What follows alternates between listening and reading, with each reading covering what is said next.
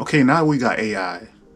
So, is this something to be worried about? Because we have a situation with jobs and stuff like that, and a lot of people have lost their jobs, like Amazon, a lot of companies, automated services and stuff like that. And in the music in the music space, are we supposed to be worried about this, or is it something to worry about?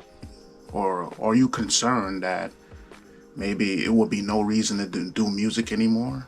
You know, and yeah, it's definitely like a thought in my mind to actually think that maybe maybe one day we just might be gone or whatever. But I don't think so. I think music, music creators, music created by humans is always gonna be around. And there's some departments or some spaces is gonna be kind of like shaky. Like some of the spaces in the music sector, uh, it's gonna be different. It's gonna be different because now, like, for example, like a lot of things that I started to see change when AI came in was I would do a beat and then I'll upload it to YouTube, and then YouTube will now give me a copyright claim saying that my beat, something that I made that was original, contains a sample from some song or somebody else's beat, and when I saw that, I was very disappointed. Like how could this be, you know?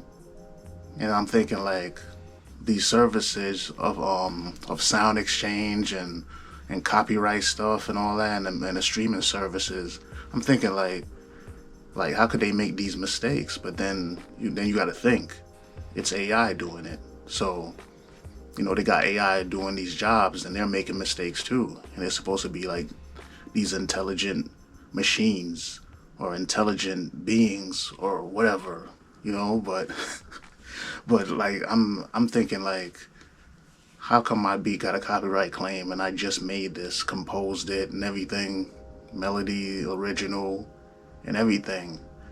So it made me really disappointed to see that happen. And of course, like so so AI, now you could tell AI what music you want to make, what genre, what style, and that could be good for somebody that doesn't know how to make music, or somebody that doesn't have the time if they're doing a project, or maybe they have a YouTube video and they want a certain type of beat in order to to use as a background or an intro. So people like that, and then you have people that's trying to get into producing, asking AI to make the beats for them. But this is where it could go wrong. Now, AI is using a whole bunch of sources that was already there already from all the years of music and everything. Like it's in some data center. Yeah.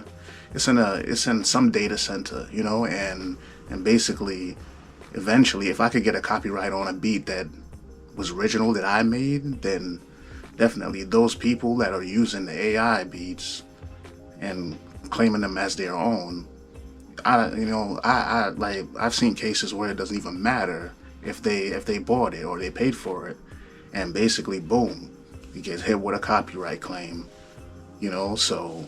And of course I've seen other videos where other YouTube producers were talking about that, and it's definitely unfortunate that we could be affected by stuff like this as original music creators. You know what I'm saying? And another thing too, I'm noticing, like, cause I remember when I found the type beat stuff. It was probably around 2010. I started seeing type beats, type beats. I was like, what is this? And then I clicked on them, and then it was just like, whatever, like it'd be like man, who was out in 2010? Oh, yeah, like it'll be a Kanye West type beat, and I'll listen to it and I'll be like, oh, this ain't a Kanye West, because when you first see a type beat impression on YouTube, a thumbnail or a video, then you're gonna think that it's Kanye West music or whatever, or. But it's just an example, and eventually I started to understand what the type beats were and the purpose of producers uploading type beats. So basically, I started to dive in, and I was like, I make beats because I've been seeing, videos with a lot of views, and they got the link to BeatStars and everything, and yeah, so I was just like, wow, they killing it, man. Like, let me do it too, and basically I started a type beat channel, and basically, the highest view count that I ever got on a type beat was probably about 1,000 views, 1,000 views or two, and basically, in a time like this now with AI, I'm thinking all the people that were searching for those type beats, I think that they started to they starting to divert to AI to get to that type beat now. So I think like that sector or that part of the music industry with the type beats and hustling beats and stuff like that, I think that they're gonna take a hit, or they already took a hit, and that's true, yeah, it could definitely be, it could really be, like AI is definitely changing things, and there's a lot of good things about AI. You fix a lot of problems. You can make thumbnails more easier on YouTube. You can do so much things with AI, and yeah, AI is a good thing, but there's definitely bad sides of it, and I think another trap with AI is of course people are starting to notice, and it's that producers that are using AI programs to make beats and AI plugins and stuff like that, and that's another trap as well, or trying to find samples from AI, music samples, and it's another trap because it's the same thing. Somebody's gonna wind up claiming the work, the AI producer that made it, or the AI employee or whatever.